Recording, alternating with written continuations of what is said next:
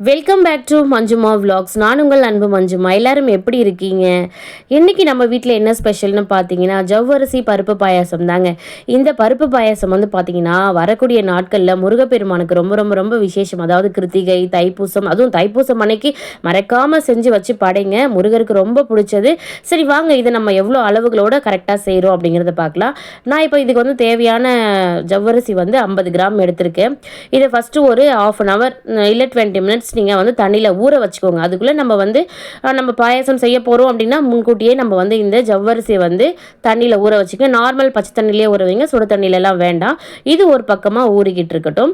அடுத்தது என்ன செய்ய போகிறோம் அப்படின்னு பார்த்தீங்கன்னா, நம்ம அளந்து அதே கப்பில் அதே டம்ளரில் மெஷர்மெண்ட் கப் நீங்கள் எதுனாலுமே அதில் 50 கிராம் நம்ம வந்து ஜவ்வரிசி போட்டோம் இல்லையா, அதில் 3/4 கிளாஸ், அதாவது பார்த்தீங்க அப்படின்னா ஒரு 40 கிராம்னு வச்சுக்கோங்களேன்.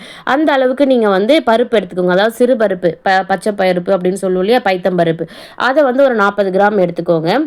எடுத்துட்டு இதே மாதிரி வந்து அலசி எடுத்துகிட்டு வந்துடுங்க. அதாவது நம்ம நல்லா கழுவி எடுத்துகிட்டு வந்துட்டு குக்கரில், நான் வந்து குக்கரில் தான் விசில் விட போகிறேன். பருப்பு மட்டும் தண்ணி நல்லா ஃபுல்லாக ஃபில்ட்ரு பண்ணிவிட்டு அந்த குக்கர்லேயே பருப்பு வந்து சும்மா ஒரு செகண்ட்க்கு நீங்கள் வந்து சூடுபடுத்திக்கோங்க. சூடுபடுத்தி வறுத்து எடுத்துக்கோங்க. அதுக்கப்புறம் வந்து பார்த்தீங்க அப்படின்னா கிளாஸ் வச்சு நீங்கள் அளந்து 2 டம்ளர் தண்ணி வைங்க. இப்போ நம்ம வந்து 40 ml வச்சோம் இல்லையா அந்த கிராமில், அதே மாதிரி அதே டம்ளரில் 2 டம்ளர் தண்ணி வச்சு அதை வேக வச்சுக்கலாம். கொஞ்சோண்டு கல்லுப்பு சேர்த்து வேக வச்சுக்கோங்க. அடுத்ததான் நம்ம வந்து ஜவ்வரிசியை வந்து இப்போது ரெடி பண்ணிடலாம் வாங்க. அதுக்கு நான் வந்து நல்லா அடிகனமான ஒரு பாத்திரம் எடுத்துகிட்டு, அதான் நான் குக்கரே எடுத்திருக்கேன். குக்கர் சூடாகும்போது நம்ம என்ன பண்ண போகிறோம்னா, கழுவி வச்சுருக்கோம் இல்லையா, நல்ல தண்ணியோடு வச்சுருக்கேன். நான் 2 வாட்டியை வாஷ் பண்ணிவிட்டு ஜவ்வரிசியை நல்ல தண்ணியிலே ஊற வச்சுருக்கேன். இப்போ அந்த நல்ல தண்ணியோடு அப்படியே சேர்த்து அப்படியே கலரி விடுங்க. சிம்மில் வச்சு செய்யுங்க. அதாவது ஃபஸ்ட்டு ஸ்டார்டிங்கில் கொஞ்சம் ஹீட் வச்சுக்கலாம். போக போக ஜவ்வரிசி வந்து அடிப்பிடிக்க ஆரம்பிச்சிடும். மறக்காமல் சிம்மில் வச்சே செய்யுங்க.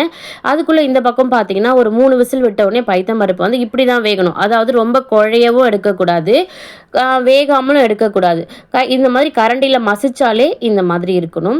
ஸோ இதுதான் இதோட கரெக்டான அளவு, பர்ஃபெக்டான அளவுன்னு வச்சுக்கோங்க. இந்த மாதிரி பருப்பு இருக்கும்போது இந்த பக்கம் பார்த்தீங்கன்னா ஜவ்வரிசி ஒரு 10 மினிட்ஸில் நமக்கு இந்த மாதிரி வெந்து வந்துருச்சு. ஏன்னா நம்ம வந்து ஊற வச்சுருந்தோம் 1/2 hour. அதனால் இந்த மாதிரி நல்லா சூப்பராக வெந்து வந்துருச்சு. ஜவ்வரிசிக்கு மட்டும் எப்போவுமே நீங்கள் தண்ணி வச்சிங்கன்னா தான் உங்களுக்கு நல்லா அது வெந்து வருங்க. அளவு கம்மியோடு, அதாவது ஜவ்வரிசி முங்குற அளவுக்கு மட்டும் தண்ணி வச்சிங்க அப்படின்னா அது வந்து வேகாது.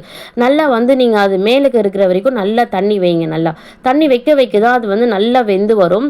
ஸோ ஜவ்வரிசி வெந்ததுக்கு அப்புறமா தான் இந்த பருப்பு போடணும். நம்ம வச்சிருக்கக்கூடிய அந்த பருப்பை போடுங்க. இன்னொரு பக்கம் வந்து பார்த்தீங்க அப்படின்னா வெல்லம்.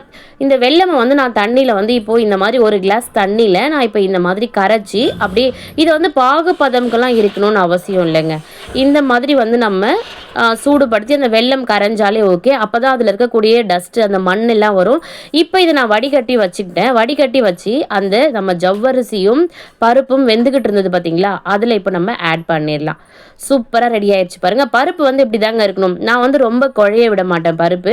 இப்படி வந்து இது இப்போ வந்து நம்ம இதை ஒரு 10 நிமிஷம் இது வந்து நம்ம சிம்லேயே வச்சுருக்க போகிறோம். அதனால பருப்பு வந்து இதில் நல்லா வேக ஆரம்பிச்சிடும். ஜவ்வரிசியும் கூடவே நல்லா கண்ணாடி மாதிரி வந்துடும். இப்போ இந்த வெல்லம் ஆட் பண்ணியாச்சு நம்ம கூடவே. அடுத்ததாக வந்து பார்த்தீங்கன்னா அவ்வளோதாங்க, இதோட வேலை முடிஞ்சிருச்சு. இப்போ இன்னொரு பக்கம் வந்து நம்ம என்ன பண்ணலான்னா நெய் ஊற்றி முந்திரி திராட்சை நம்ம வந்து ரெடி பண்ணிக்கலாம். கொஞ்சம் தாங்க நெய் விடணும். நான் வந்து பாருங்கள் இவ்வளோதான், ஒரு டீஸ்பூன் அளவுக்கு நீங்கள் வச்சுக்கோங்க. இதில் வந்து தேவையான அளவு முந்திரியும் திராட்சையும் சேர்த்துக்கோங்க. சேர்த்து இந்த பாயாசமில், எங்கள் வீட்டில் எப்பவுமே இந்த சக்கரை பொங்கல்னாலும் சரி பாயாசம்னாலும் சரி அவங்களுக்கு முந்திரி திராட்சை நிறையவே இருக்கணும். அதே மாதிரி நான் எப்போவுமே ஏலக்காய் வந்து சக்கரை வச்சு எப்போவுமே வந்து மிக்சி ஜாரில் நல்லா ஃபைன் பவுடராக அரைச்சி வச்சுருப்பேன். ஸோ நமக்கு தேவையானப்போ இந்த மாதிரி வெள்ளை பாயாசம் நம்ம வைப்போம் இல்லையா, பால் பாயாசம், அந்த மாதிரி பாயாசம்லாம் வைக்கும்போது அதை ஒரு சிட்டிக்கை நம்ம போட்டோம் அப்படின்னா அந்த ஏலக்காவோட வாசனை அவ்வளோ சூப்பராக இருக்கும். ஸோ இந்த மாதிரி நீங்களும் ட்ரை பண்ணி பாருங்கள். இங்கே பாருங்கள், ஏலக்காவும் சர்க்கரையும் சேர்த்து நான் இந்த மாதிரி பொடி பண்ணி வச்சுருக்கேன். தேவையானப்பெல்லாம் நமக்கு டக்குன்னு யூஸ் ஆகும் இல்லையா, அந்த மாதிரி. இப்போது சூப்பரான ஜவ்வரிசி பருப்பு பாயாசம் ரெடி ஆகிடுச்சு. முருகருக்கு ரொம்ப ரொம்ப விசேஷம். வரக்கூடிய தைப்பூசம் நாளில் நம்மளால் என்ன செய்ய முடியுமோ இல்லையோங்க, இந்த ஒரு டக்குன்னு ஒரு 5 நிமிஷத்தில் செய்யக்கூடிய இந்த பருப்பு பாயாசம் முருகனுக்காக ரெடி பண்ணி கண்டிப்பாக படைங்க. ரொம்ப ரொம்ப விசேஷம். நம்ம வீட்டு ஸ்பெஷல் இதுதான். ஹஸ்பண்டோட பர்த்டே ஸ்பெஷலாக இது கிருத்திகை அன்னைக்கும் நம்ம வந்து செஞ்சு முடிச்சாச்சு. ஸோ எப்படி இருக்குன்னு மறக்காமல் சொல்லுங்கள். லைக் பண்ணி கமெண்ட் பண்ணி சப்ஸ்கிரைப் பண்ணிக்கோங்க. ஹைப்புங்கிற ஆப்ஷனையும் கொடுங்க.